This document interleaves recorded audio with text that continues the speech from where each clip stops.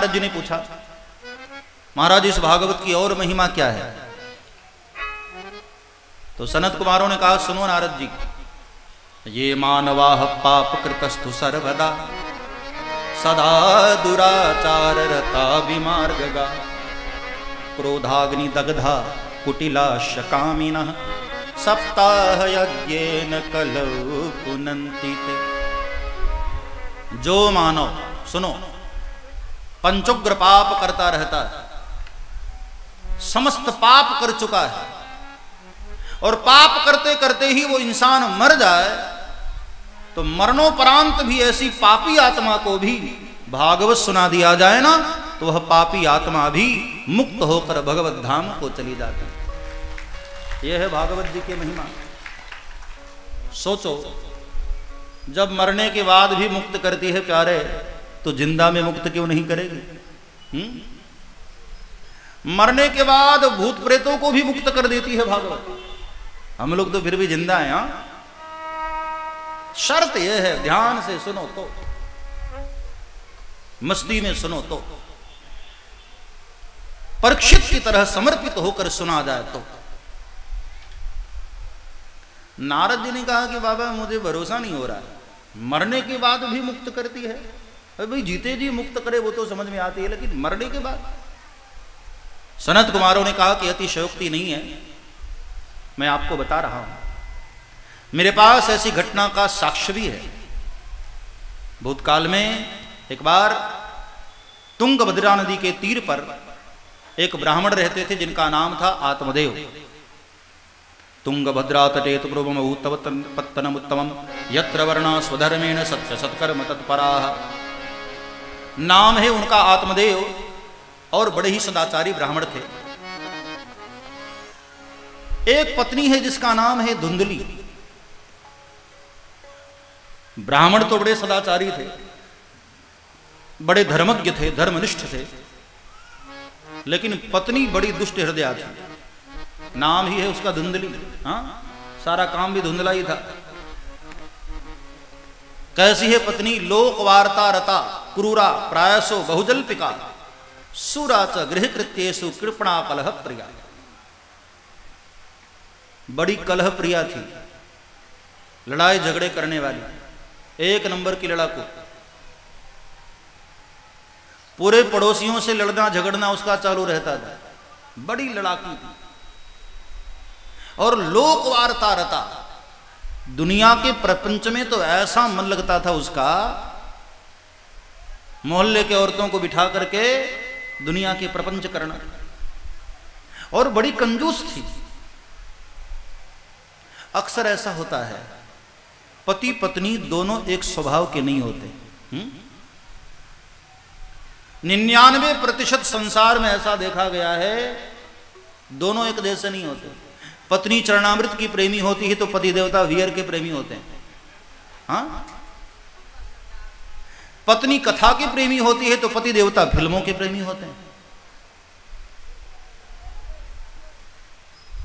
अक्सर हाँ, विवाह के पहले जो कुंडली मिलाई जाती है ना, उसमें तो कितने गुण मिलते हैं, लेकिन शादी हो जाए ना, 3 साल के बाद पता चलता है कि एक भी नहीं मिलता है, सब कुंडली में मिला रहता है। हाँ, एक भाई ने मुझे एक बार कहा था कि बापू शादी के पहले पत्नी चंद्रमुखी दिखाई देती, जब रिश्ता फिक्स हो जाता है ना तो पत्नी चंद्रमुखी लगती,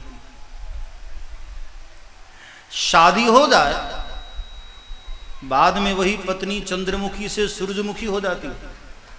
हाँ, और 3-4 साल बीत जाए ना, फिर पूछो कि भैया अब क्या अनुभव है, बोले अब तो ज्वालामुखी लगती। अक्सर दोनों के स्वभाव अलग अलग होते हैं। दोनों का स्वभाव एक हो ना, तो भगवान को 2 फूल और ज्यादा चढ़ाना भाई गोविंद की बहुत बड़ी कृपा है, वरना तो अक्सर ऐसा होता, दोनों अलग अलग स्वभाव। मैंने अक्सर कथाओं में कहा है कि एक भाई शादी हुई उसकी, तो घरवाली 1 महीने के बाद मायके जा रही थी। पहली बार मायके जाती है ना, तो शादी के बाद पहली बार जब पत्नी मायके जाने लगी तो उसका पति बड़ा रो रहा था, बहुत रो रहा, फूट फूट कर रो रहा था, बार बार पत्नी को गले लगाए और रोए जा रहा था। तो पत्नी ने कहा, इतनी क्यों रोते हो जी, 10 दिन के लिए ही तो जा रही हूं, लौट आऊंगी। रेलवे स्टेशन पर छोड़ने गया और वहां भी रो रहा है। पत्नी ने कहा, जी शर्म तो करो, दुनिया देख रही है, क्या सोच रहे होंगे लोग। रोए जा रहा है, बड़ा प्यार था पत्नी से उसको। तब उसने देखा कि ट्रेन आने में थोड़ी विलंब थी। दूसरे वाले प्लेटफॉर्म पर एक आदमी अकेला बैठा है सीट पर और वो भी रो रहा है। तब उसको आश्चर्य हुआ कि भाई मैं तो घरवाली के लिए रो रहा हूं, वो क्यों रो रहा होगा। तो उसके पास गया, पूछा कि बड़े भाई क्यों रो रहे हो। उसने कहा, मैं अकेला थोड़ी रो रहा हूं, तुम भी तो रो रहे हो। अरे लेकिन मैं तो इसलिए रो रहा हूं कि मेरी घरवाली जा रही है। बोले, तुम इसलिए रो रहे हो ना कि घरवाली जा रही है, मैं इसलिए रो रहा हूं कि जिस ट्रेन से तुम्हारी जाने वाली है ना, उसी से मेरी आने वाली है। मैं इसलिए रो रहा हूं कि अब कल से हमारा क्या होगा। दोनों का स्वभाव जल्दी मिलता नहीं, हाँ, दोनों अलग अलग स्वभाव। ब्राह्मण बड़ा सदाचारी था, पत्नी बड़ी ही लोकवार्ता में रहने वाली। भगवान की बड़ी कृपा थी उस ब्राह्मण पर, धन संपदा बहुत था, समाज में अच्छी प्रतिष्ठा थी, लेकिन एक कमी थी, कोई संतान न थी। और मजे की बात यह कि उसकी पत्नी को कोई टेंशन नहीं थी। ब्राह्मण को चिंता होती है, धुंधली को कोई चिंता नहीं। और दुखद घटना ये, उसके घर में गाय है, उस गाय को भी कई सालों से कोई बछड़ा नहीं, कोई बच्चे नहीं। और ब्राह्मण जब भी अपने घर में तुलसी का पौधा लगाता है, 10 दिन के बाद वो पौधा सूख जाता है। ब्राह्मण बेचारा बड़ा दुखी रहता है इस बात से, मन में अपराध बोध उसको लगता है। तब पड़ोसियों ने और कृपा कर दी। सुबह से शाम तक कोई न कोई ब्राह्मण से मिलता और ऐसी बातें दिल दुखाने वाली करते, अरे पंडित जी ये गाय को बछड़ा क्यों नहीं हो रहा।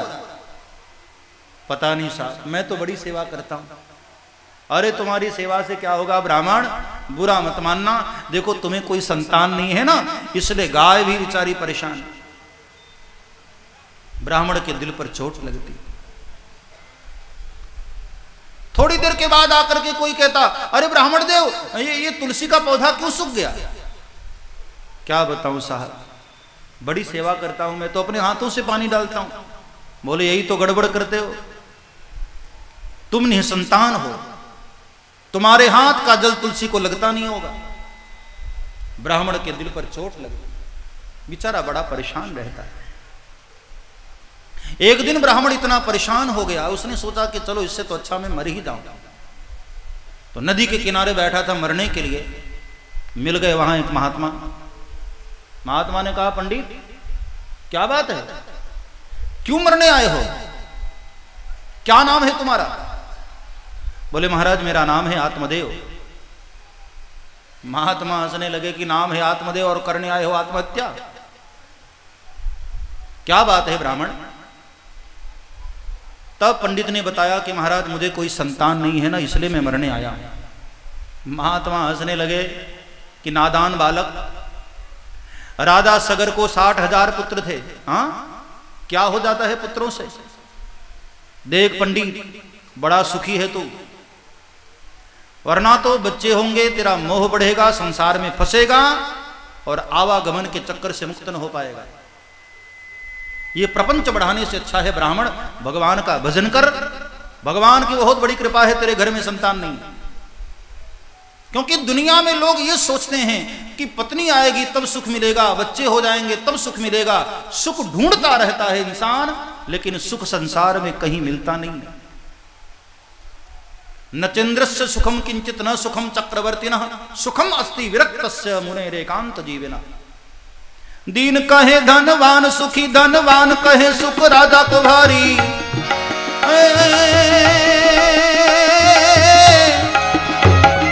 दीन कहे धनवान सुखी, धनवान कहे सुख राजा को भारी। राज कहे महाराज सुखी, महाराज कहे सुख इंद्र को भारी।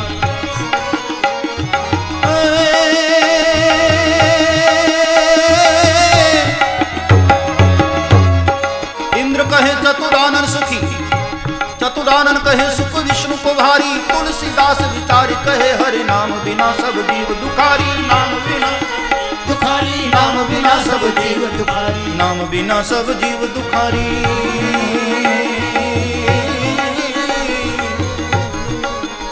यदि नाम बिना सब जीव दुखारी, नाम बिना सब जीव दुखारी, नाम बिना सब जीव दुखारी। दीन कहे धनवान सुखी। संसार में हर किसी को लगता है कि वो हमसे ज्यादा सुखी, हाँ, लेकिन ये सिर्फ भ्रम है प्यारे। वो तुमसे और ज्यादा दुखी है। फर्क इतना है, तुम्हारा दिखाई दे रहा है और अगला छुपा कर बैठा है, बाकी सब रो रहे हैं।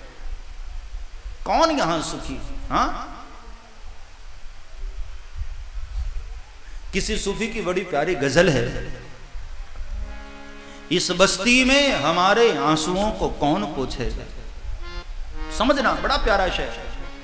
इस बस्ती में हमारे आंसुओं को कौन पूछेगा, क्योंकि यहां जिसका देखो उसका दामन भीगा लगता है। सभी की दामन भीगे।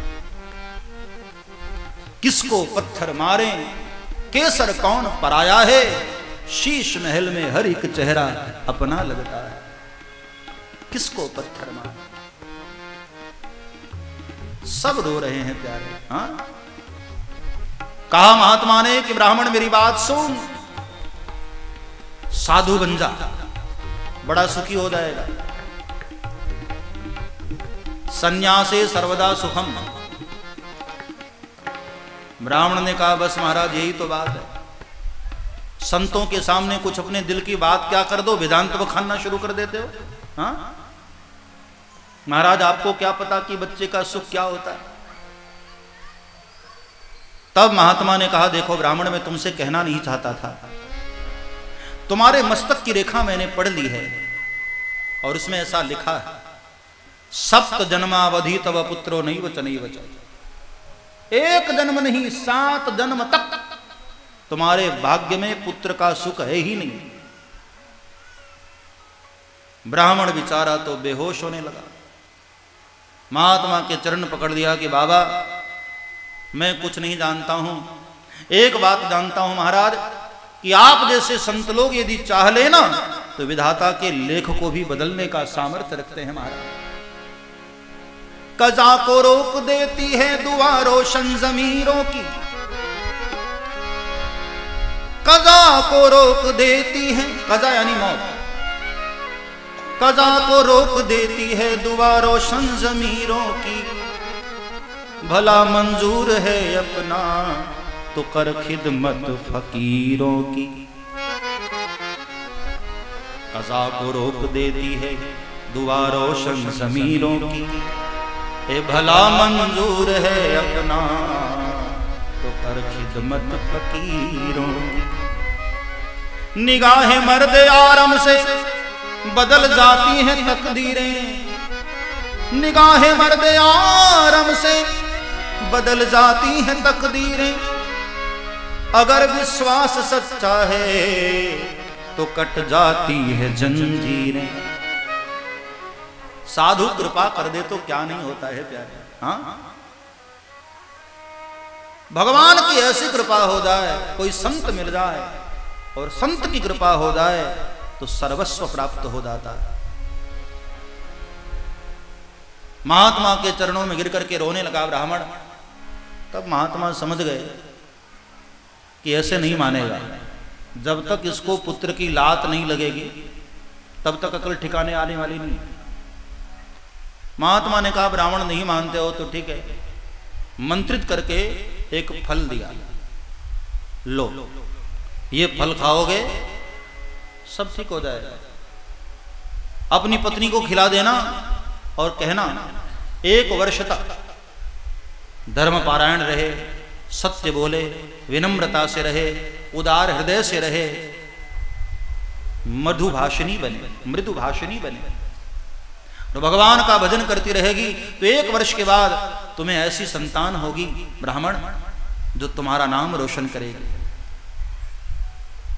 बड़े खुश हुए ब्राह्मण, ला करके अपनी पत्नी को दिया। पत्नी हाथ में फल लेकर के सोचने लगी, ये पंडित जी भी ना कहां कहां महात्माओं के चक्कर में पड़ते रहते हैं, अरे सुखी तो हूं, पुत्र नहीं है तो। हाँ, और मैंने सुना है कि गर्भवती स्त्री तो दौड़ भी नहीं पाती है, और ऐसे में कहीं घर में आग लग गई तो मैं भागूंगी कैसे? ऐसे उल्टे उल्टे सोच रही है। इतने में उसकी एक बहन आई जिसको बहुत सारे बच्चे थे, 3 आगे आगे आ रहे थे, 2 पीछे पीछे आ रहे थे, 3 इस साइड चल रहे थे, एक इधर बगल में चल रहा था, एक गोद में ले रखी थी और एक पेट में भी था। इतने सारे बच्चे। धुंधुली ने सोचा, लो इसको तो बहुत सारे बच्चे, कौन से सुखी है। हाँ, तो अपनी बहन से आकर उसने कहा कि देखो बहन, मैं बड़ी दुखी हूं, ये ब्राह्मण देव है ना, कोई न कोई महात्माओं से फल लेकर के आते रहते कि इसको खा लो तुम्हें पुत्र हो जाएगा। अब देखो बहन, मैं तो इस झंझट में पड़ने वाली नहीं, मैं बहुत सुखी हूं। एक काम करो ना, तुम अपना ये बच्चा जो तुम्हारे पेट में है ये मुझे दे देना, मैं तुम्हें धन दे दूंगी, तुम्हारा भी काम हो जाएगा, मेरा भी काम हो जाएगा।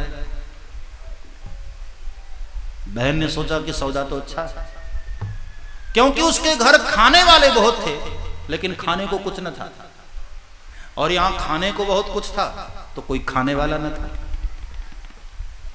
दोनों ने सौदा कर लिया। अब हुआ ये कि दोनों ने सहमति से वो फल जो है वो उस गाय को खिला दिया जिसको कोई बछड़ा नहीं होता था। जब गाय ने फल खाया तो कुछ महीनों के पश्चात गौ माता के गर्भ से एक बालक का जन्म हुआ। नाम है उस बालक का गौकर्ण। कान गौ की तरह हैं इसलिए गौकर्ण। और 1 वर्ष के बाद जब उसके यहां बच्चा हुआ तो रात्रि के समय उसने वो बच्चा ला करके धुंधली की गोद में दे दिया। सुबह धुंधली ने हल्ला मचा दिया, अजी सुनते हैं ब्राह्मण देव, देखिए महात्मा का फल लग गया, देखो हमारे घर भी पुत्र आ गया। ब्राह्मण बहुत खुश हुआ, महात्मा को मन ही मन धन्यवाद देने लगा। धन्य है महात्मा जी बेचारे, कितना बढ़िया आशीर्वाद दिया। धीरे धीरे दोनों बच्चे बड़े होने लगे। जब नामकरण की बात आई, धुंधली ने ब्राह्मण देव से कहा कि सुनो जी, इस बच्चे का नाम ऐसा रखूंगी जो मेरे नाम से मिलता जुलता हो। तो ब्राह्मण ने कहा कि ऐसा कौन सा नाम रखेगी? बोले धुंधली का बेटा है ना, इसलिए उसका नाम रखोगी धुंधकारी। पंडित ने कहा ये कौन सा नाम है? बोले मैं तो ऐसे रखूंगी। ब्राह्मण ने सोचा कि चलो प्यार से रख लेने। नाम हो गया धुंधकारी। गौकर्ण पंडितो ज्ञानी धुंधकारी महाफला। गौकर्ण महाराज तो 1 नंबर के पंडित विद्वान बने, लेकिन धुंधकारी बचपन से बुरी आदतों में पड़कर बिगड़ गया। शराब पीने लगा, जुआ खेलने लगा, वेश्याओं की संगति करने लगा, सारे दुष्कर्म उसके भीतर आ गया। अब हुआ यह कि पिता का जो सारा कमाया हुआ धन था ना, वो सब जुए में और विषयों में बर्बाद करने लगा। इसलिए कहते हो भैया, बच्चों को धन न दे पाओ तो कोई बात नहीं, धर्म जरूर देना चाहिए। हाँ, यदि पुत्र लायक है तो खुद कमा लेता है, नालायक है ना तो तुम कितना भी कमा करके दे दो सब बर्बाद कर देगा। इसलिए बच्चों को धन देने की बजाय धर्म देने पर अधिक विश्वास करना। श्रीमद् भागवत ये कहती है मेरे भाई बहन, बच्चों को धर्म दो। आज दुख के साथ कहना पड़ता है, हम बच्चों को जन्म तो देते हैं लेकिन उनके भीतर हम धर्म नहीं देते हैं। और यही कारण है कि जो माँ अपने बच्चे को गर्भ में 9 महीना रख लेती है, वही बच्चे जब नालायक हो जाते हैं, बड़े हो जाते हैं, तो अपनी माँ को घर में भी नहीं रख पाते। जो माँ 9 महीने गर्भ में रखती है, उसी माँ को हम घर में नहीं रखते हैं। इसलिए भागवत सुनकर मेरे भाई बहन, बच्चों को संस्कार देने का प्रयास जरूर करना। जन्म देना ये कोई बहुत बड़ी बात नहीं है, पशु भी जन्म दे देते हैं बच्चों को, लेकिन संस्कारित करना बहुत बड़ी जिम्मेदारी। माता पिता सबसे अधिक जिम्मेदार होते हैं बच्चे के सही और गलत होने में, क्योंकि माँ बाप स्वयं यदि सावधान रहें और पालने से बच्चे के भीतर संस्कार पिरोएं, वैसे ही बच्चे आगे चलकर महात्मा बुद्ध होते हैं, महावीर होते हैं, सरदार भगत होते हैं, चंद्रशेखर होते हैं। ऐसे ही बालक इंसाफ की डगर पे बच्चों दिखाओ चल के, ये देश है तुम्हारा, नेता तुम्हीं हो कल के। ऐसे संस्कार बच्चों के लिए, दिखाओ चल के, ये देश है तुम्हारा, नेता तुम्हीं हो कल के। और आगे की लाइन में सावधान किया, रास्ते बड़े कठिन हैं, चलना संभल संभल के। रास्ते बड़े कठिन हैं, चलना संभल संभल के। ये देश है तुम्हारा, नेता तुम्हीं हो कल के। ये देश है तुम्हारा, नेता तुम्हीं हो कल के। ये देश है तुम्हारा, नेता तुम्हीं हो कल के। ये देश है तुम्हारा, नेता तुम्हीं हो कल के। इंसाफ की डगर पे बच्चों दिखाओ चल के, इंसाफ की डगर पे बच्चों दिखाओ चल के। ये देश है तुम्हारा, नेता तुम्हीं हो कल के। ये देश है तुम्हारा, नेता तुम्हीं हो कल के। ये देश है तुम्हारा, नेता तुम्हीं हो कल के। ये देश है तुम्हारा, नेता तुम्हीं हो कल के। बच्चों के भीतर ऐसे संस्कार, धुंधकारी गलत रास्ते पर जाकर पिता का धन बर्बाद करने लगा। एक दिन पिता ने उसको डांट लगाई, तो आज अपने पिता को उसने पकड़कर पग प्रहार किया, पैरों से मारा अपने पिता को। आत्मदेव बेचारे बड़े दुखी हुए, बैठे थे घर के बाहर एक वृक्ष के नीचे रो रहे थे। और आज उस महात्मा की बात याद आई जो महात्मा ने कही थी। आत्मदेव रोने लगे, इससे तो अच्छा होता मैं उस महात्मा की बात मान लेता। ठोकर खाई तब अकल आई। हाँ? उसी समय उनके ज्येष्ठ पुत्र वहां आए गौकर्ण। जब अपने पिता को रोते देखा, तब गौकर्ण महाराज ने समझाया, पिताजी छोड़िए इस मोह झंझट को।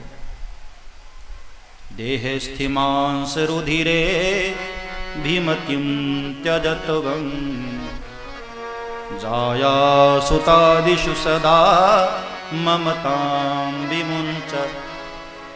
पश्यानिशं जगदिदं क्षणभङ्गुनिष्ठं, वैराग्य रागरसिको भव भक्तिनिष्ठः। हे पिताजी, हाड़ मांस रुधिर मज्जा इसका बना हुआ है जो पिंड है, शरीर, जिसको आप अपना पुत्र मानकर बैठे हो पिताजी, कोई यहां किसी का नहीं होता है।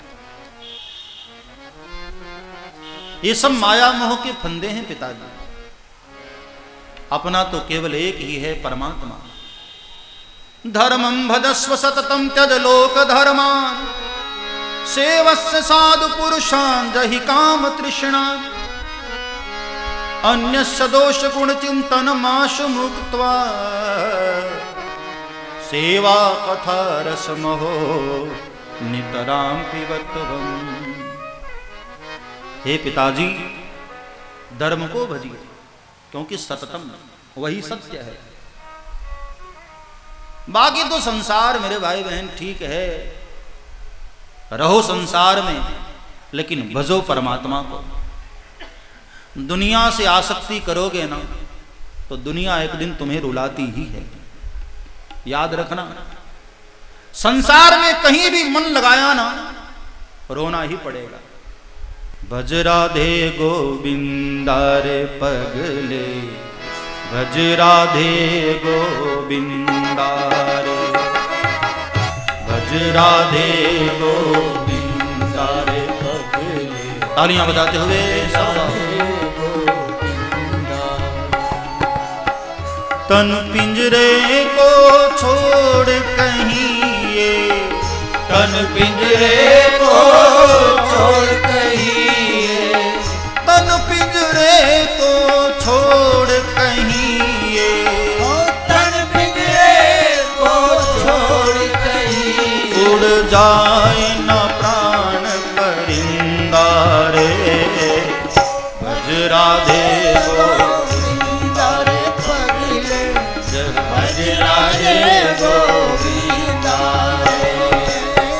भज राधे गोविंदा रे पगले, भज राधे गोविंदा, भज राधे गोविंदा रे पगले, भज राधे गोविंदा।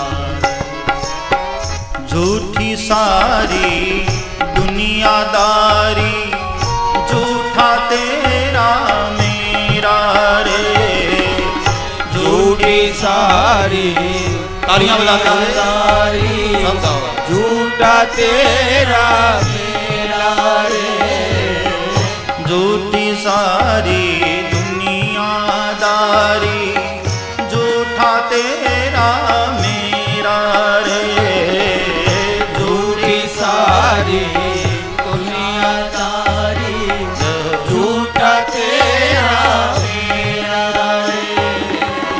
सब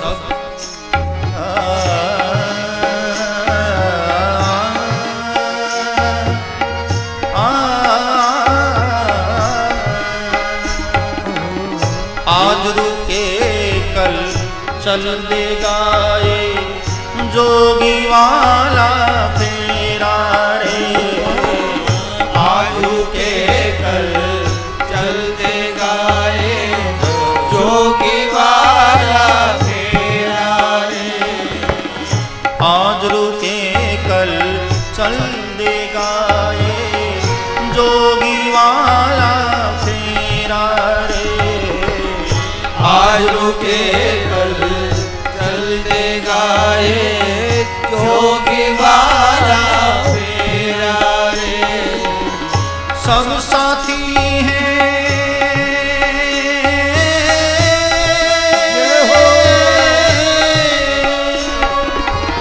सब साथी हैं झूठे जगत के, सब साथी हैं झूठे जगत के, सच्चाई को गोविंदा रे।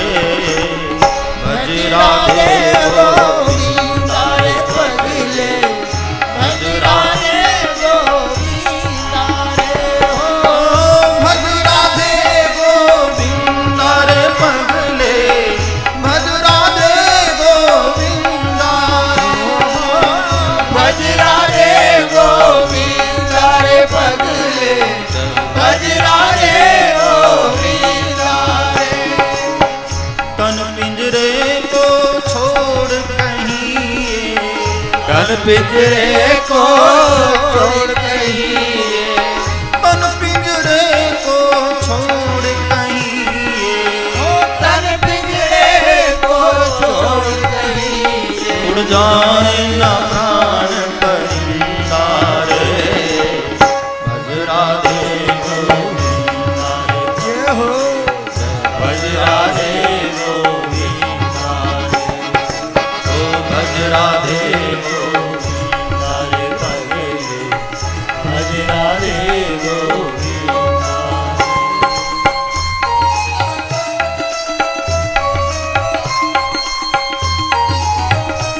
हरि बोल।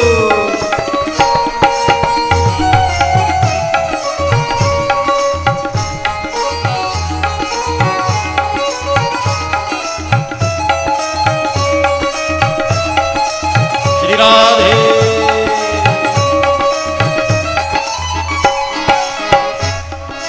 और आगे की लाइन,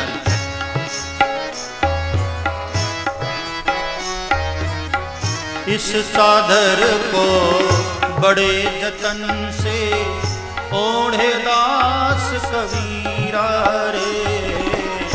इस चादर को बड़े जतन से ओढ़े दास कबीरा रे।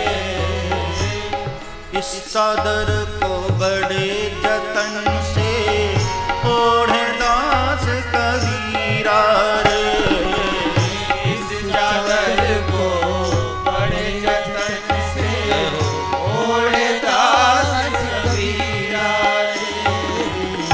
इसे पहन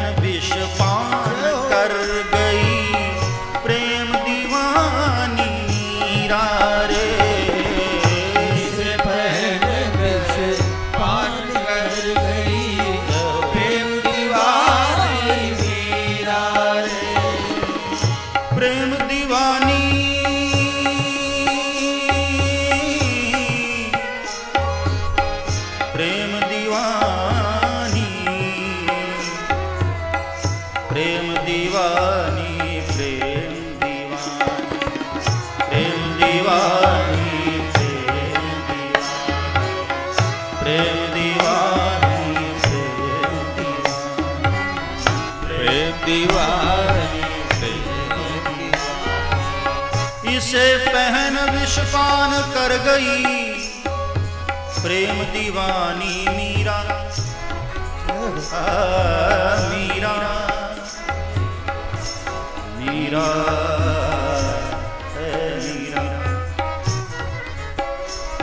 जो शरीर हमारे आपके पास है वही मीरा के पास था, वही कबीर के पास था, वही नानक के पास, वही तुलसी के पास।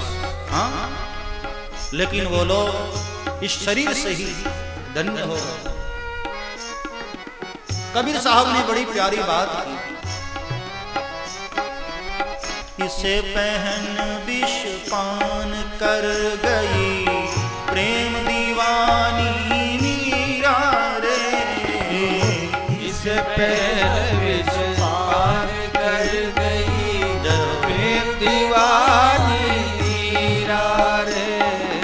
इसे पहन विष पान कर गई प्रेम दीवानी मीरा रे। इसे पहन विष पान कर गई प्रेम दीवानी मीरा रे। इस चादर को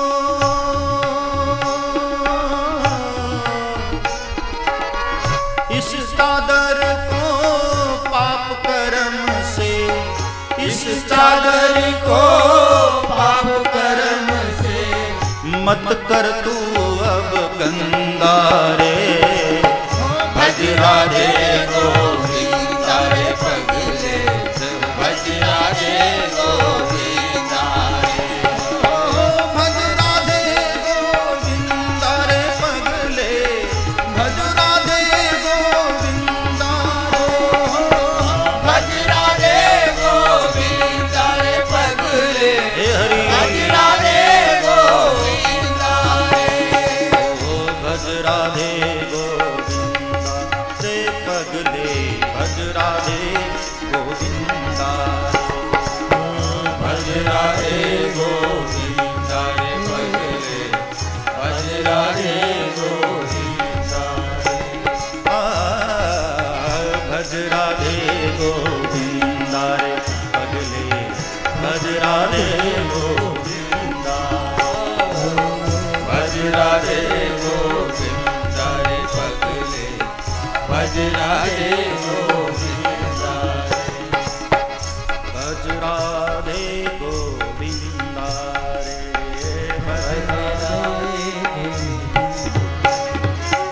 जय जय श्री राम।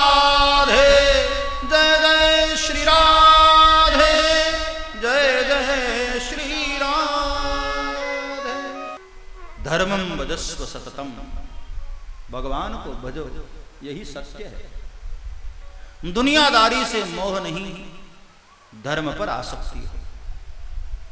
त्यजलोक धर्मा, देखो मजे की बात, भगवान के लिए दुनियादारी छोड़नी भी पड़े ना तो छोड़ दो। शास्त्रों ने भी इस बात को बल दिया, लेकिन गलत अर्थ मत करना। छोड़ने का मतलब घर छोड़कर भाग जाओ ऐसा नहीं, मन से छोड़ दो। न जग छोड़ो न हरि भूलो, बड़ा प्यारा शेर। न जग छोड़ो न हरि भूलो, कर्म कर जिंदगानी में, रहो दुनिया में यूं जैसे कमल रहता है पानी में। रहो दुनिया में, पर कमल जैसे पानी में रहता है। पानी कमल में कभी नहीं, कमल पानी में जरूर है लेकिन पानी कमल में नहीं।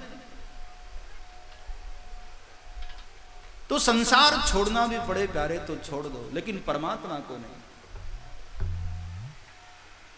रामायण में एक बहुत प्यारा प्रसंग है, आप कभी पाठ करते होगे, आपको ध्यान होगा। जब प्रभु वन जाने लगे ना, तो लखन ने जिद कर लिया था कि जाओ अपनी, भगवान के सामने जब लखन ने जिद किया कि मुझे चलना है, तो भगवान ने लखन को कहा कि पहले अपनी मां को पूछकर तो आओ। तो लक्ष्मण जी ने कहा कि मैं किसी को नहीं जानता हूं महाराज, न मातृदेवो भव, न पितृदेवो भव, न आचार्य देवो भव, न अतिथि देवो भव, मैं किसी को नहीं जानता हूं। तो भगवान को आश्चर्य हुआ कि लखन क्या बोल रहे हो, गुरुदेव ने हमें यही तो सिखाया था ना, मातृदेवो भव, पितृदेवो, ये सब देव हैं, इनकी सेवा करना पुत्र का कर्तव्य है। और तुम कह रहे हो कि मैं किसी को मानता नहीं हूं, फिर तुम मानते किसको हो?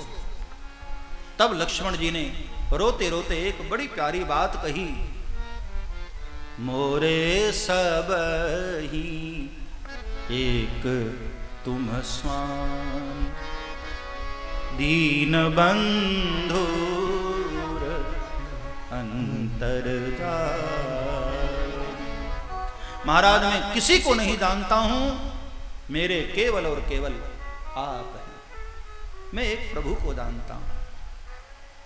भगवान के मन को आनंद हुआ, और यही बात तो भगवान श्री कृष्ण गीता में अर्जुन को कह रहे हैं, सर्वधर्मान परित्यज्य मामेकम शरणं व्रज, मामेकम शरणं व्रज। अरे अर्जुन, छोड़ सारे धर्मों को, मेरी शरण में आ जा। अहम त्वा सर्व पापेभ्यो मोक्षयिष्यामि मा शुचः। अर्जुन ने कहा प्रभु कैसी बातें करते हैं, सबको छोड़ दूंगा तो अधार्मिक नहीं हो जाऊंगा। आप कह रहे धर्म छोड़ दो, हाँ? अरे धर्म छोड़ दिया तो अधार्मिक नहीं हो जाऊंगा।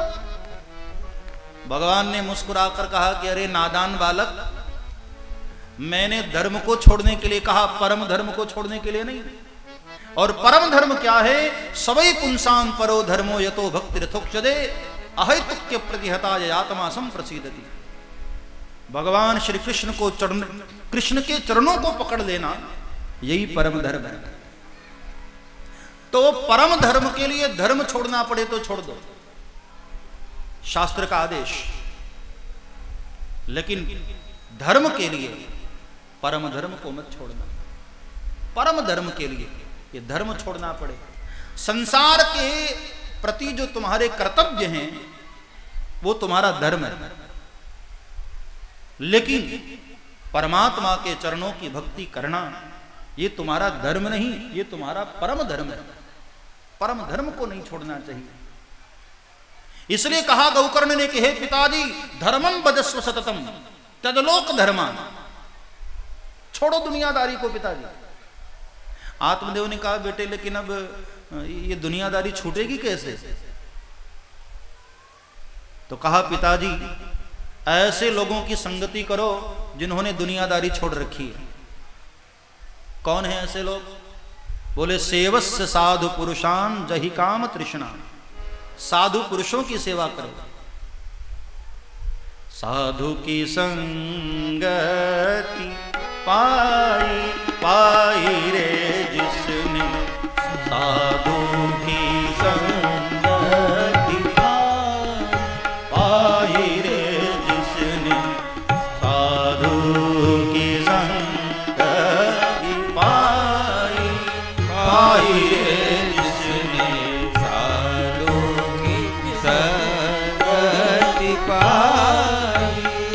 धन्य धन्य उसकी कमाई, धन्य धन्य उसकी कमाई, धन्य धन्य उसकी कमाई, धन्य धन्य उसकी कमाई। पाई रे जिसने साधु की संगति पाई, पाई रे जिसने साधु की संगति पाई, पाई रे जिसने साधु की संगति पाई,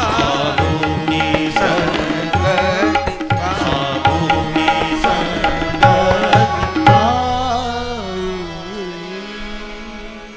धन्य है वो जिसने साधु की संगति कर ली।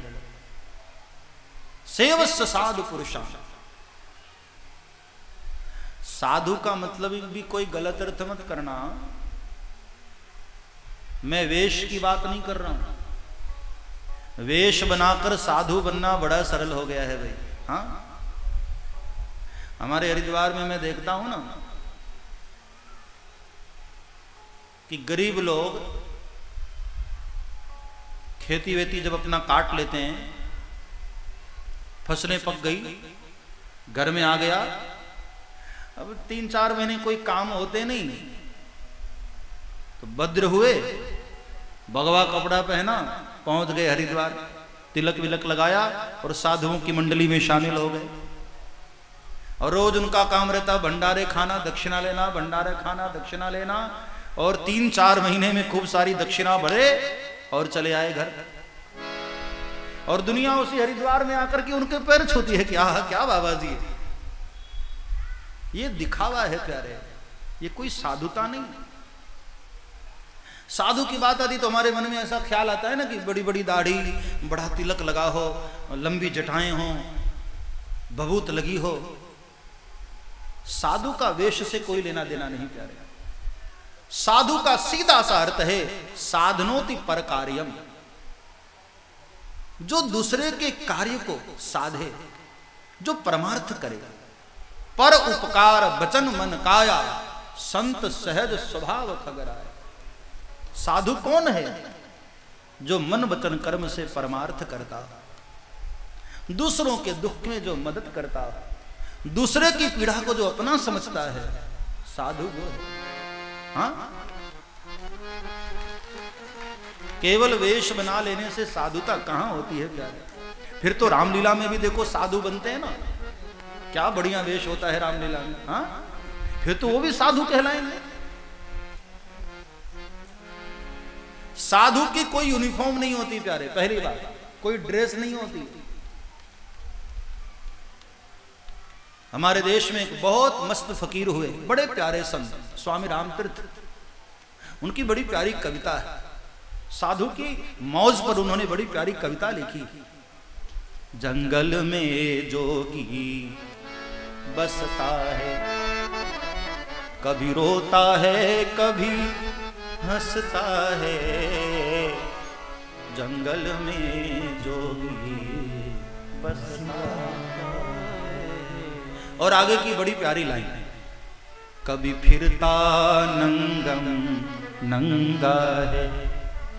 कभी मौज आई तो कपड़े भी उतार दिए। कपड़े जानबूझकर नहीं उतारा, कपड़े छूट गए। क्योंकि जब परमात्मा में लौ लग जाती है ना, तो फिर शरीर का भान नहीं होता है प्यारे, खो जाता है। मैंने सुना है कि किसी ने लैला को खबर दी कि वहां मजनू बैठा है, तो लैला अपने मजनू से मिलने के लिए बड़ी तेज भागी जा रही है। और रास्ते में उसने ये भी नहीं देखा कि मेरे पांव कहां हैं, कहां पड़ रहे हैं पांव, भागी जा रही है। उसी समय एक मुस्लिम भाई खुदा ताला की बंदगी करने के लिए वो चद्दर बिछाकर बैठे थे नमाज अदा करने के लिए, और लैला भागती हुई आई। और वो मुस्लिम भाइयों की जो चद्दर होती है नमाज वाली, बड़ी पवित्र होती है, और लैला को खबर न था, उसने उस पर पांव रखा और निकलने लगी।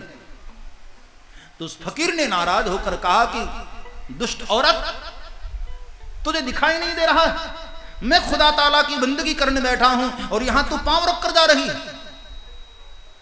तो लैला ने क्षमा मांगी, बाबा मुझे क्षमा करिएगा, मुझे खबर नहीं, असल में मैं मेरे प्रियतम को मिलने जा रही हूं और इतनी खुशी है बाबा कि मेरे पांव कहां पड़ रहे हैं मुझे पता नहीं है, लेकिन आप खुदा की बंदगी करने बैठे हैं और आपका ध्यान खुदा पर होना चाहिए, आपका ध्यान चद्दर पर कैसे है बाबा? मैं साधारण प्रेमी को मिलने जा रही हूं, हाँ?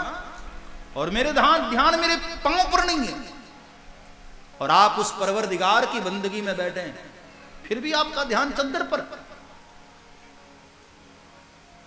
प्रेम वो होता है प्यारे जहां तन और मन की सुधि भूल जाए। कभी फिरता नंगम नंगा है, जो मिल जाए सो चंगा है, जंगल में जोगी बसता। स्वामी रामचरित अपने आप को बादशाह कहते थे, बादशाह राम। एक बार अमेरिका गए प्रवचन देने, तो जब लौटने लगे तो जिस जहाज में वो वापस आ रहे थे ना, उसी जहाज में अमेरिका का राजा भी आने वाला था। तो किसी ने स्वामी रामचरित को कहा कि बधाई हो महाराज, आप बड़े किस्मत वाले हैं। क्यों? अरे बोले जिस जहाज में आप जाने वाले हो ना, उसी में यहां का किंग जाने वाला। तो स्वामी रामचरित ने कहा कि मेरी टिकट कैंसिल करवाओ। लोगों ने कहा कि हद हो गई, बड़ी मुश्किल से आपको ऐसा मौका मिल रहा है और आप कह रहे टिकट कैंसिल करो। बोले हाँ कैंसिल करो मेरी टिकट, लेकिन आखिर क्यों?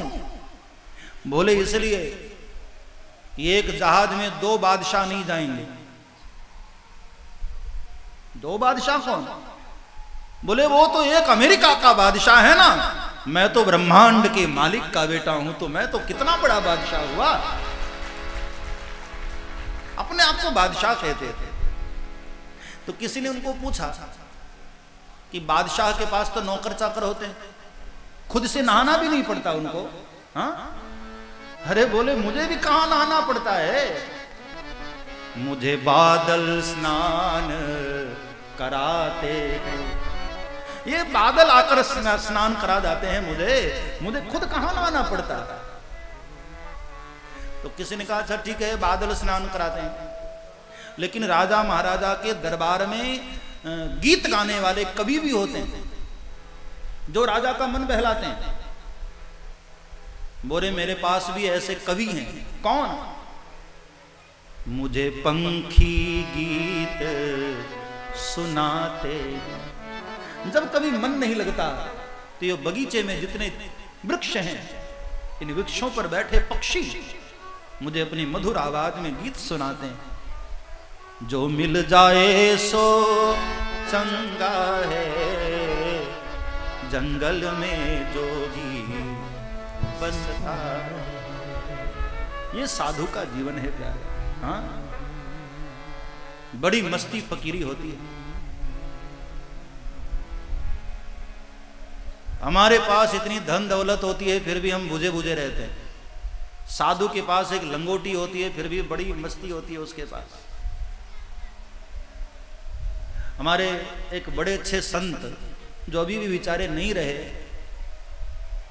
आचार्य श्री तरुण सागर जी महाराज, जैन परंपरा के संत थे, बड़े मस्त बाबा। किसी पत्रकार भाई ने उनको एक बार पूछा कि बाबा आपका एड्रेस क्या है, कहां रहते हैं? तो पूज्य तरुण सागर जी महाराज ने कहा कि भैया मेरी तो ड्रेस ही नहीं है तो एड्रेस कहां से होगा, कपड़े भी नहीं पहनता हूं, फिर मकान कहां रखूंगा। जब साधु की ड्रेस ही नहीं प्यारे तो एड्रेस का खाक होगा, हाँ? जो आनंद संत फकीर करे, जो आनंद संत फकीर करे, वो आनंद नाही है अमीरी में, जो आनंद संत फकीर करे, वो आनंद नाही अमीरी में, जो आनंद संत फकीर करे, वो आनंद नाही अमीरी में, जो आनंद संत फकीर करे, आनंद नाही अमीरी में। सत्कार्य करे और चुप रहे, सत्कार्य करे और चुप रहे, कितनी बड़ी बात है सत्कार्य करके चुप रह जाना। हाँ? हम 5 रुपए भी देते हैं ना कहीं, तो 10 बार अनाउंस करवाते हैं कि फला भाई ने 5 रुपए का नोट दान दिया। मैंने तो देखा है कि लोग किसी मंदिर में पत्थर भी लगवाते हैं ना, तो वहां भी नाम लिखवाता। क्यों दुनिया को दिखाते हो प्यारे? हाँ? मालिक ने तुमको इतना दिया, उसने कहीं नाम लिखवाया?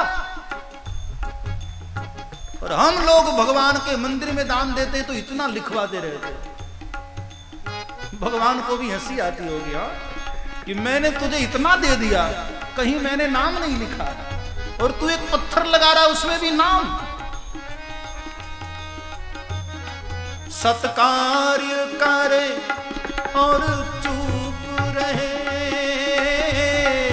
सत्कार्य करे और चुप रहे, चाहे छाव मिले या धूप रहे, चाहे छाव मिले या धूप रहे, निष्क्रिय ही बनी जग में विचरे, निष्क्रिय ही बनी जग में विचरे, कुछ खौफ नहीं जागीरी में, जो आनंद संत फकीर करे, वो आनंद नाही अमीरी में, जो आनंद संत फकीर करे, जो आनंद संत फकीर करे, जो आनंद संत फकीर करे, जो आनंद संत फकीर करे, आनंद संत फकीर करे, वो आनंद नाही अमीरी में, जो आनंद संत फकीर करे, वो आनंद नाही अमीरी में, जो आनंद संत फकीर करे। तो साधु वो है मेरे भाई बहन जो भीतर से साधु है, हाँ? ऊपर ऊपर से नहीं। कही तात सोई परम विरागी, तीन समसिद्ध तीन गुण त्यागा, जो भीतर से त्यागा हो। ऊपर ऊपर से त्याग दो और भीतर लालसा बनी रहे, वो त्याग कहां? हाँ? त्याग वो है जिसने भीतर से त्यागा है प्यारे। कही तात सोई परम विरागी। अब कोई कहे कि मैं खीर नहीं खाता, छोड़ दिया खीर, क्यों? हम बोले मिले तब तो खाएं, मिलती ही नहीं है। वो कोई त्याग नहीं हुआ। त्याग वो है जिसने कही तात सोई परम विरागी, तीन समसिद्धि तीन गुण त्यागी। कही तात सोई परम विरागी, तीन समसिद्धि तीन गुण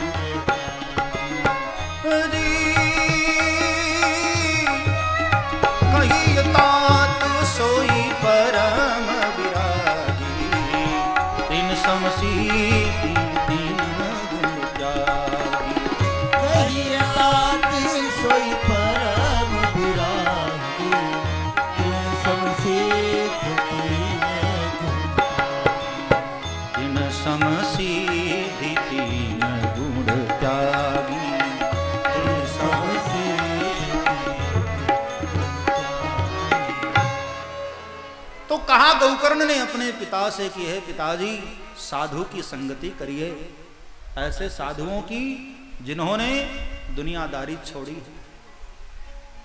बोले लेकिन बेटे ऐसे साधु के पास तो हम रोज ही बैठते हैं, लेकिन कुछ होता तो है नहीं। तब गौकर्ण ने कहा, पिताजी साधु की संगति करने का एक तरीका है, एक नियम है। क्या? बोले मन में कोई कामना न लेकर जाओ तो सेवस्य साधु पुरुषान जहि काम तृष्णा, कोई तृष्णा लेकर मत जाओ। लेकिन आप दिल से बताओ, साधु बाबा जी कोई मिल जाए तो हम बगैर मांगे रहते हैं क्या? कुछ नहीं तो आशीर्वाद तो मांगते ही कि महाराज आशीर्वाद दे दो। कोई कामना न हो, साधु की संगति करो केवल प्रेम से, बदले में कोई कामना नहीं, कोई अपेक्षा नहीं। आत्मदेव ने कहा कि लेकिन बेटे अब संसारी हैं, दुनियादारी के लोग हैं हम लोग, कामना तो रहती है ना मन में। गौकर्ण ने कहा, पिताजी संसारी होने के कारण कामनाएं नहीं आती हैं, तो दूसरों को देखकर कामनाएं आती हैं। पड़ोसी के घर में मोटर कार आ गई तो हमको लगता हमारे घर में क्यों नहीं है। इसलिए हे पिताजी दुनिया को देखना ही बंद करो। अन्यस्य दोष गुण चिंतन माश मुक्त्वा, किसी के गुण को, किसी के दोष को देखो ही मत। बोले लेकिन बेटे अब आंख है तब तो दिखाई तो पड़ेगी ना। आत्मदेव ने जब ऐसा कहा, गौकर्ण हंसने लगे कि पिताजी आदमी अपनी आंखों से तो देखता ही है, लेकिन कब? जब खाली बैठा रहता है तब। खाली बैठो ही मत, तो करें क्या?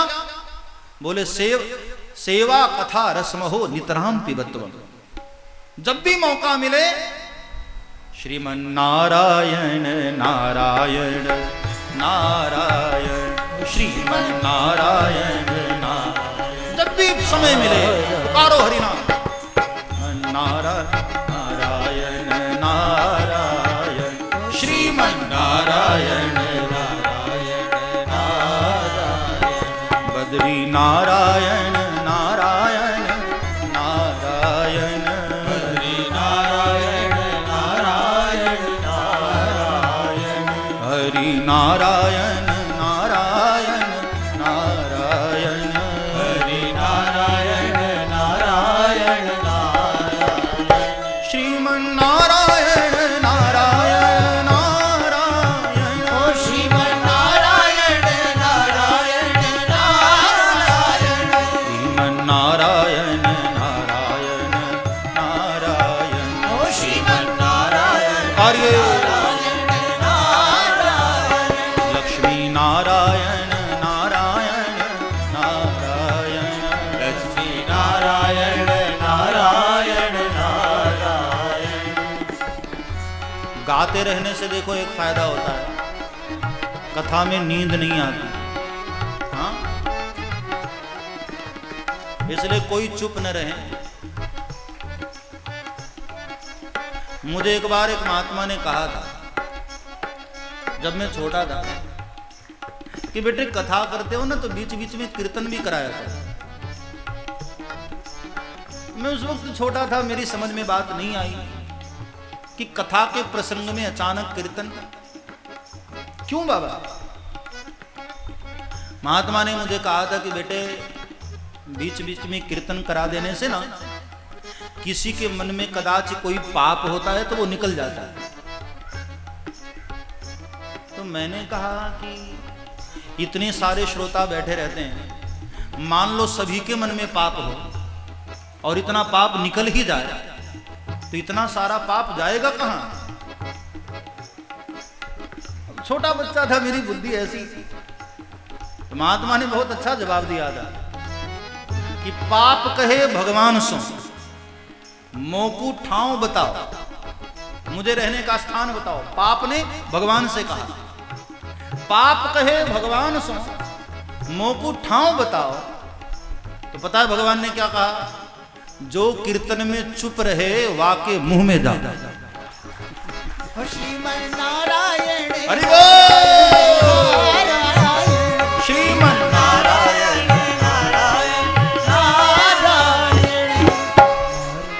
अब सब गा रहे हो।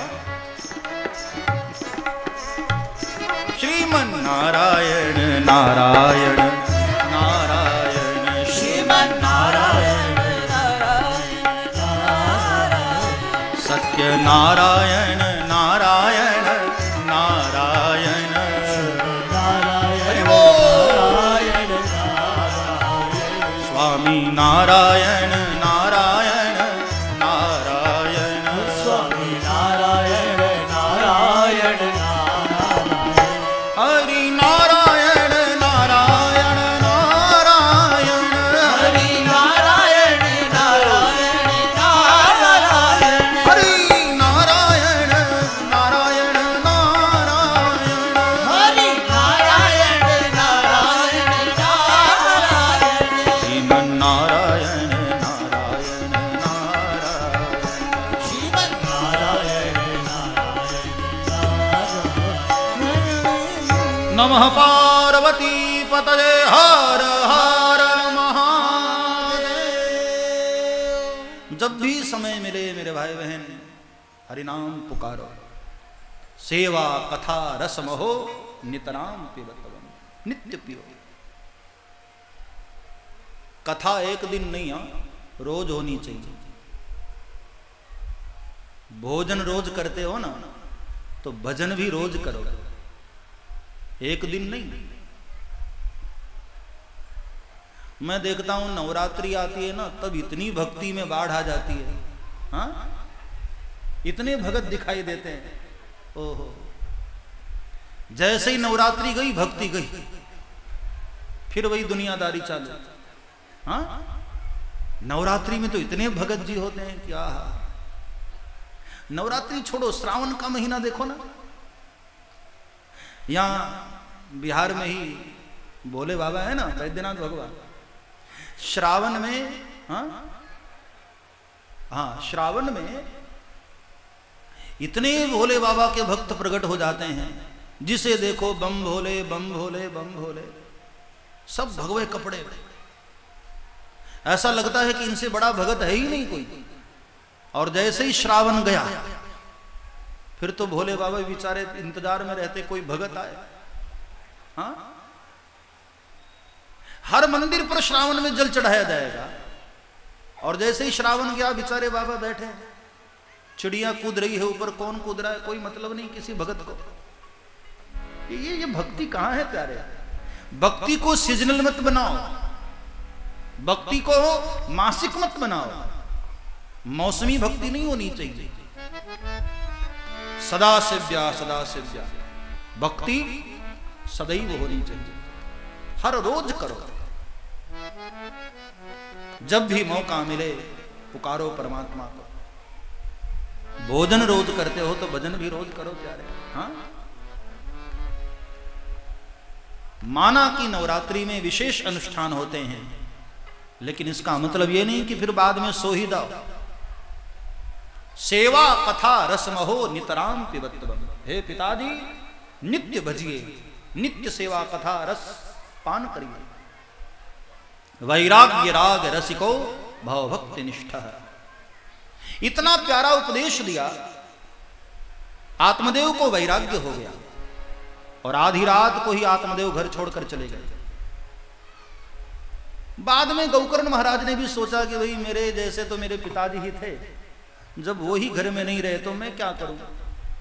तो गौकर्ण महाराज भी तीर्थ यात्रा पर निकल दिए। अब घर में धुंधकारी और धुंधली ये दो बच्चे। धुंधली थोड़े दिनों तक अपने पुत्र का व्यवहार देखती रही। एक दिन उसकी मां ने भी समझाया, धुंधकारी ये क्या करते हो बेटे, पिता ने बड़ी मेहनत से धन कमाया था और तुम सब जुए में बर्बाद कर रहे हो। तो उसने बाल पकड़ करके अपनी मां को भी धरती पर पटका और अपनी मां को भी पग प्रहार किया, पग से मारा। धुंधली ये बर्दाश्त न कर पाई और धुंधली ने इस दुख के आहत होकर आंगन में कुआं था उसमें कूदकर उसने आत्महत्या कर ली। पिताजी चले गए, साधु बन गए, बड़ा भाई तीर्थ यात्रा पर निकल गया, मां थी वो भी आत्महत्या कर ली। अब धुंधकारी स्वतंत्र हुआ। और ध्यान देना, दुष्टता को स्वतंत्रता मिल जाए ना तो स्थिति बड़ी भयानक होती, और वही हुआ। एक तो दुष्ट, ऊपर से स्वतंत्र। और याद रखना, स्वतंत्रता में बिगड़ने के चांस ज्यादा होते, बनने के कम। धुंधकारी और बिगड़ गए। अब तो 5 वेश्याओं को घर में ही लेकर आ गया और पिता का सारा धन उन पर बर्बाद करने लगा।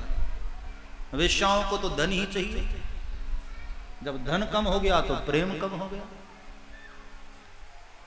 प्रेम का दिखावा करती रही वो, तो धन के लिए अब उसने एक नया पाप शुरू किया, चोरी करना शुरू किया।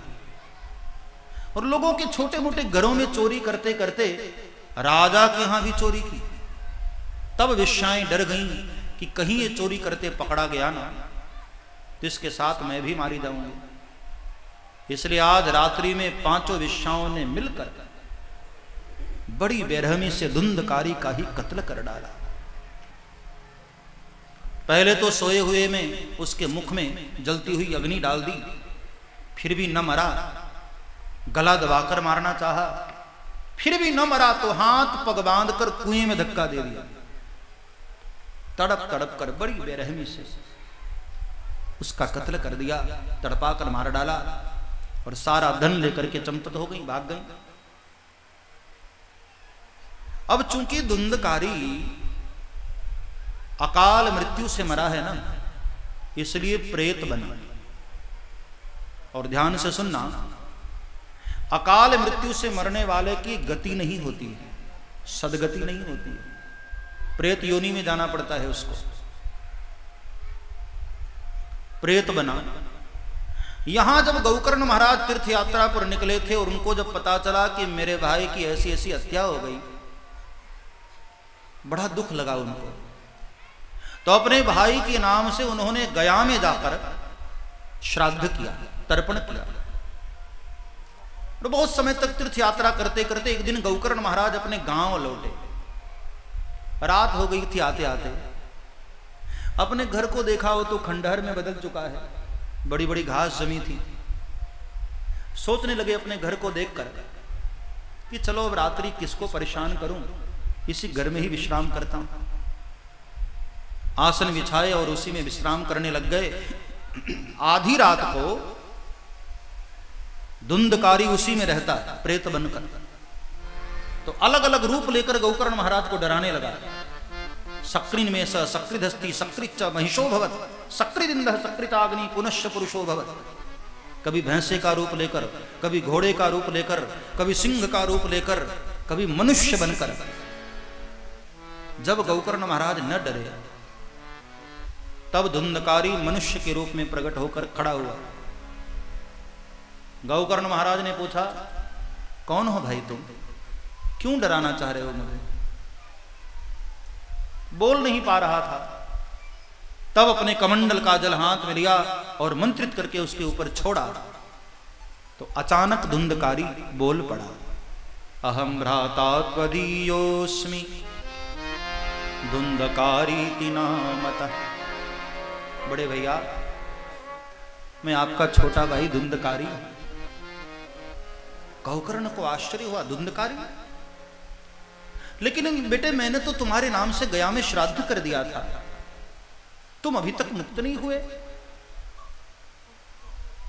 तब धुंधकारी ने कहा, बड़े भैया, गया में श्राद्ध करने से जो छोटे मोटे पापी हैं ना वो तर जाते हैं, लेकिन जो बहुत बड़े वाले पापी हैं ना भाई, 100 गया श्राद्ध से भी उनकी मुक्ति नहीं होती।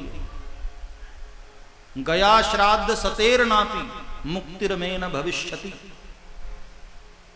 जो जघन्य पापी हैं, जिसने जघन्य पाप किया है, 100 गया श्राद्ध से भी वो मुक्त नहीं हो पाता। इसलिए भैया मेरे लिए कोई और उपाय करो। गौकर्ण ने कहा कि ठीक है, हम सुबह विचार करेंगे। और पूरी रात गौकर्ण महाराज को नींद नहीं आई, चिंता सताती रही। सुबह स्नान करने गए और तुंगभद्रा नदी में स्नान करके भगवान सूर्य को अर्घ्य देने लगे।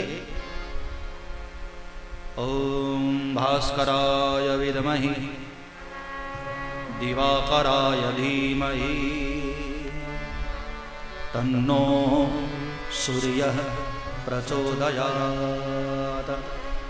ओम भूर्भुवः स्वः तत्सवितुर्वरेण्यं भर्गो देवस्य धीमहि धियो यो नः प्रचोदयात्।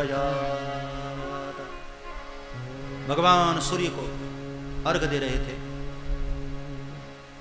तब भगवान आदित्य प्रसन्न होकर गौकर्ण महाराज के हृदय में प्रकाश किया, आवाज दिया, पुत्र गौकर्ण, सौ गया श्राद्ध से भी जिसकी मुक्ति नहीं है उसकी मुक्ति का उपाय ढूंढ रहे हो ना। श्रीमद्भागवतम शास्त्रम सप्ताहम वाचनम कुरु। भागवत सप्ताह का वाचन करो पुत्र, ये मुक्त करेगी उसको। गौकर्ण महाराज बड़े खुश हुए। सोचा कि वो वाचन करने के लिए किसको बुलाऊं, मैं ही वाचन करूंगा। तो तुंगभद्रा नदी के तीर पर ही बड़ा सुंदर पांडाल लगाया, व्यास गद्दी लगाई, स्वयं व्यास बने और गांव वालों को आमंत्रित करके कथा सुनाने के लिए बैठे। आरंभ हुई कथा श्रीमद्भागवत महापुराण की। धुंधकारी भी वहां करके बैठा, लेकिन अब पृथ्वी तत्व शरीर में नहीं है ना, इसलिए हवा उसको उड़ाकर ले जा रही है। बार बार बेचारा बैठता है और बार बार हवा उड़ाकर ले रहा है। तब 7 गांठों वाला एक बांस का टुकड़ा पड़ा था। धुंधकारी आकर उसके छिद्र में बैठ गया और पहले दिन की कथा बेचारा वहां बैठकर सुना। शाम हुई, धड़ाम की आवाज आई, गांठ टूट गई। दूसरे दिन की कथा, फिर वहीं बैठा हुआ। ऐसे 7 दिन 7 गांठें टूटती गई और अंतिम दिन दिव्य रूप लेकर के धुंधकारी प्रकट हो गया। बोलिए श्रीमद्भागवत महापुराण की जय। और भागवत जी की परिक्रमा करके प्रणाम करते हुए मुक्त कंठ से भागवत की महिमा गाई। धन्या भागवती वार्ता प्रेत पीड़ा विनाशिनी। धन्य है महाराज भागवत की कथा, मुझ जैसे प्रेत को भी जिसने मुक्त कर दिया। संसार में भागवत के समान और कोई ग्रंथ नहीं हो सकता।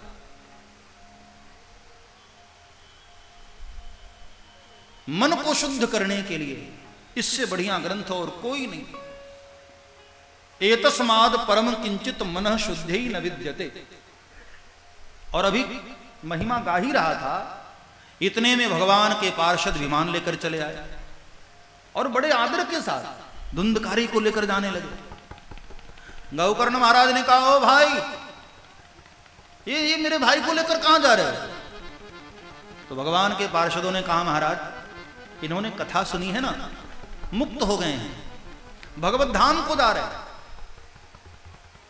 तो गौकर्ण महाराज ने कहा कि कथा क्या केवल इसी ने सुनी है?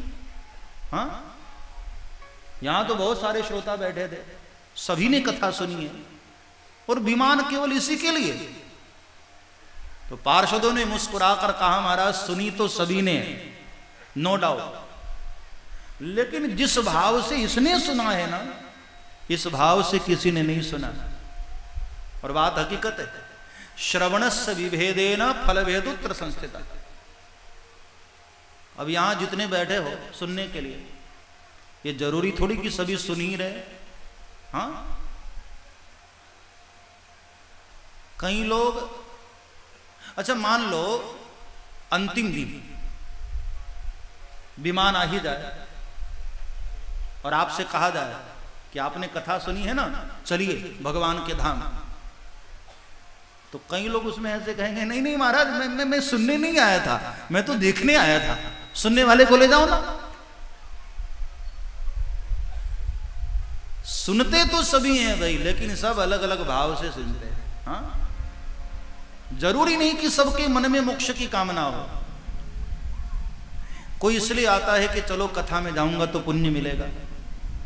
कई लोग इसलिए भी आते हैं कि चलो ये बढ़िया धार्मिक काम है, कथा में चलेंगे, हमारे पूर्वज खुश होंगे। कई लोग इसलिए भी आते हैं कि कथा में बैठकर थोड़ा ज्ञान मिलेगा। अब कई लोग इसलिए भी आ जाते हैं, घर में टाइम पास नहीं होता, क्या करूं, चलो कथा में बैठ जाता हूं। तो कथा तो बहुत सारी फल देती है ना। जिस भाव से सुनोगे भैया उस भाव का फल कथा देती है। श्रवणस्य विभेदेन फल भेदोत्र संस्थितः श्रवणम तु कृतम सर्वै न तथा मननम कृतम। श्रवण तो सभी करते हैं लेकिन मनन कोई नहीं करता है। कथा में बैठ करके हम सुनते बहुत हैं, हाँ, लेकिन वही बात सुनते हैं जो हमारे मतलब की है, वरना सब यहीं छोड़कर चले जाते हैं। बंबई से एक भाई ने अपने मित्र को फोन किया, कहा कि हेलो भैया विनोद। हाँ हाँ मित्र बोल रहा हूं मैं, बोलो बोलो कैसे हो। अरे यार क्या बताऊं, मैं बड़ी मुसीबत में फंस गया हूं, थोड़ी मेरी मदद करोगे। बोले हाँ हाँ तुम कहो तो सही, क्या चाहिए। उसने कहा कि और कुछ नहीं, 5,000 रुपए चाहिए थे। तो ये जो विनोद है इसने कहा क्या, मैं सुना नहीं। बोले 5,000 रुपए चाहिए थे। मैंने कहा यार लगता है नेटवर्क गड़बड़ जा रहा है, फिर से बोलो।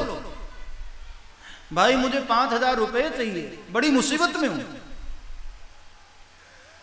मैंने कहा लगता है टेलीफोन की लाइन गड़बड़ हो गई है, सब उल्टा पुल्टा सुनाई दे, फिर से बोलो क्या क्या बोल रहे हो। वो बेचारा 10 मिनट चिल्लाता रहा, 5,000 5,000, उसको सुनाई नहीं दे रहा।